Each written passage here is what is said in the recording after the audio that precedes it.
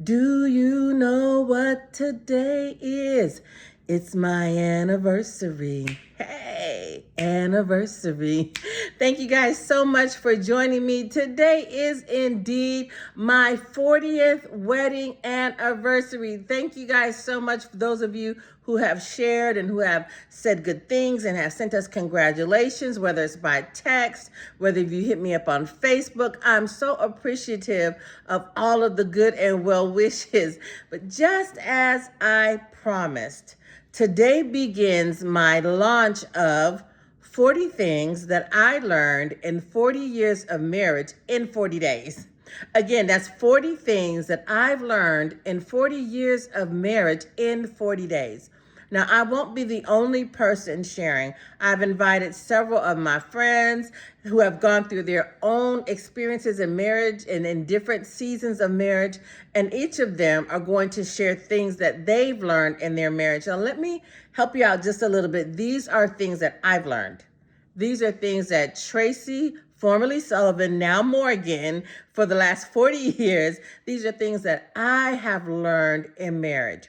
And so let's just go ahead on and dive into the lesson. The first thing that I want to share, one of the things that I've learned in 40 years of marriage is to edit. EDIT, edit.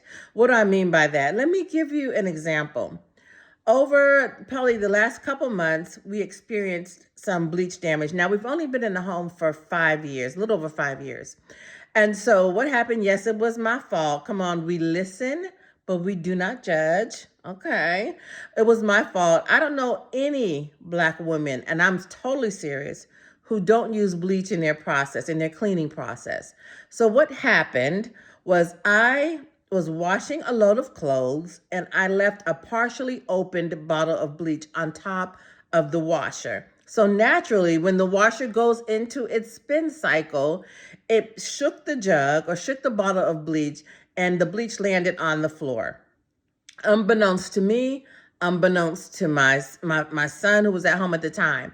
And so again, I'm cleaning again in the kitchen, and you got to use bleach in the kitchen, ladies. And so I yelled up to my youngest son, hey, can you bring the bleach down from the laundry room?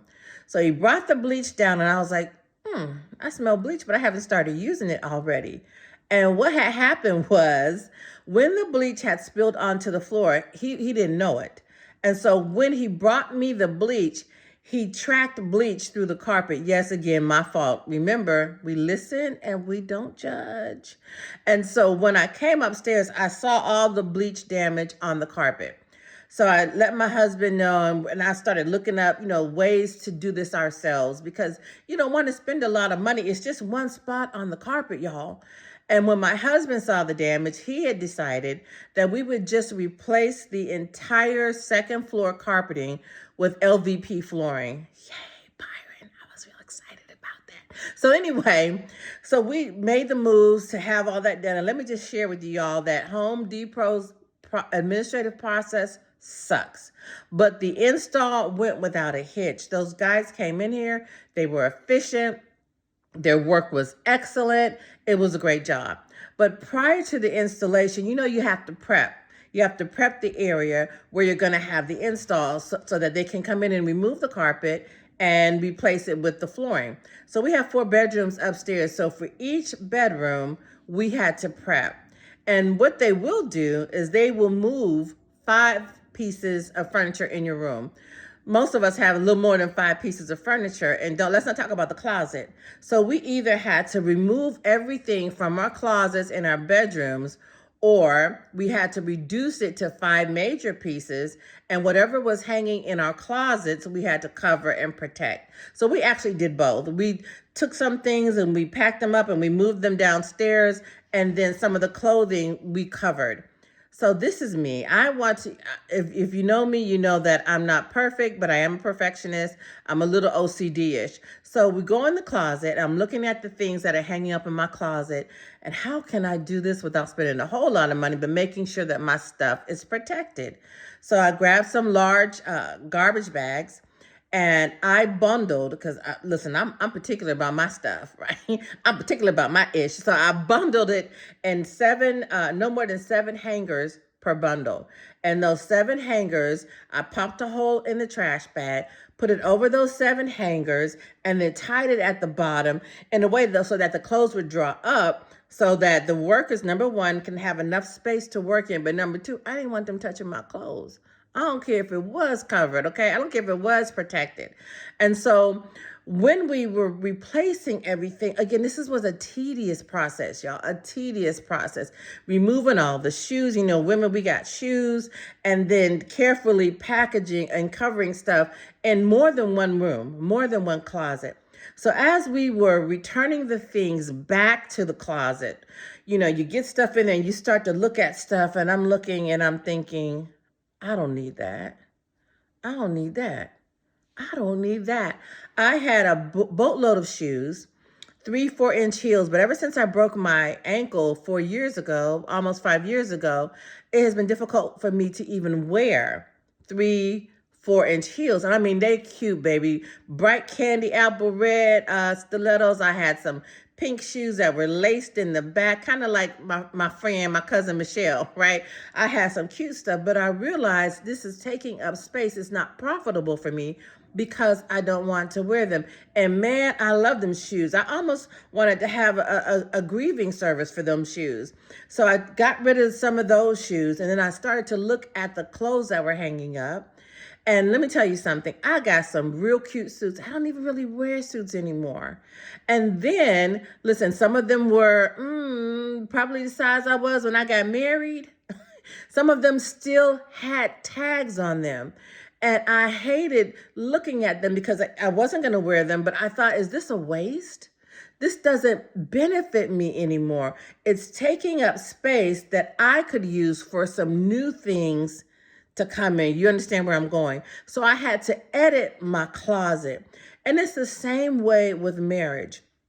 There were some things that I was taught that I had to edit. For example, most of us, and it wasn't from a bad place.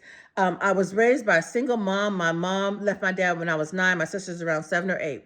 And so we grew up tightly knit, but we grew up as raised by a single mom. So one of the things that we were taught, and some of you women can probably give a witness to this, is you better have your own. I don't care if you get married and this man is as nice as apple pie. I don't care if he makes a whole lot of money.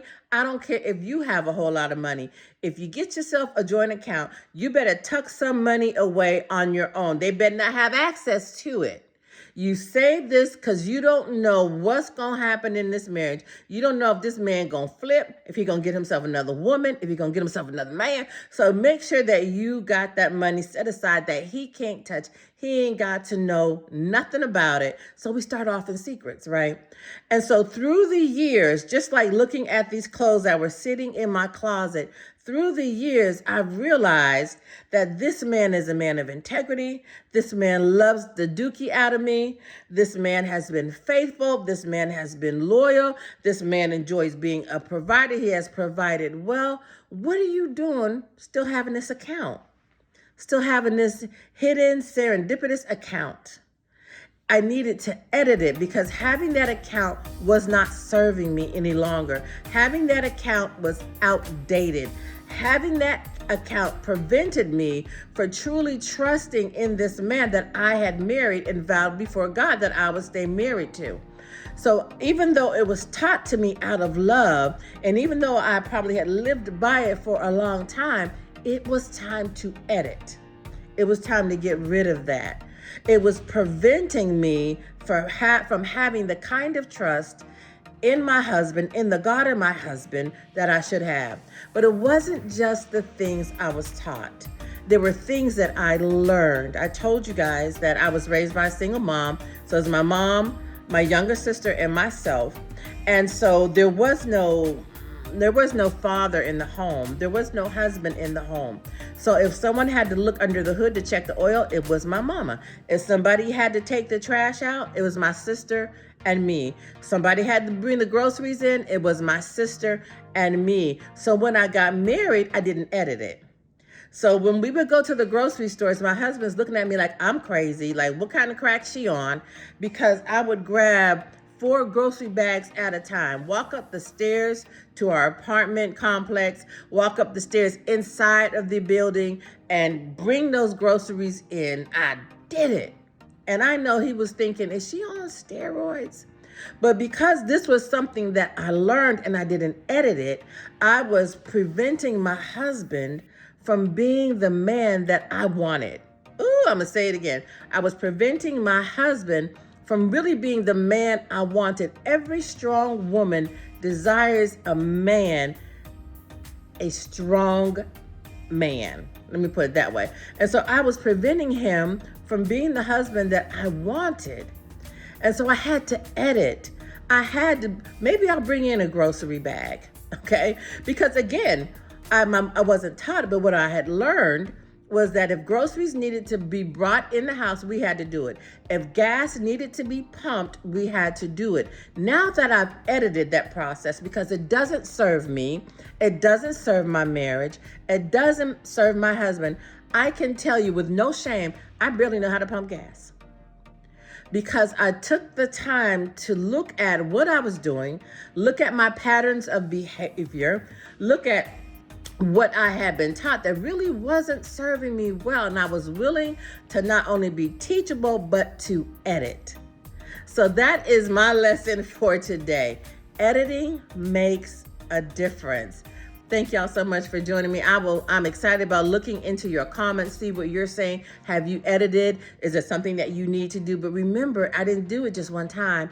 I have to continually edit. I have to continually determine what is refining my marriage, what I'm doing that's holding back my marriage. But it's a continual process. Thanks again for joining me. I'll see you tomorrow with 40 things that I learned within 40 years of marriage, and I'll share them in 40 days. And I'm hoping that you're joining me, and listen, you're going to be excited about the guests that I have stored up. See you next time with 40 things.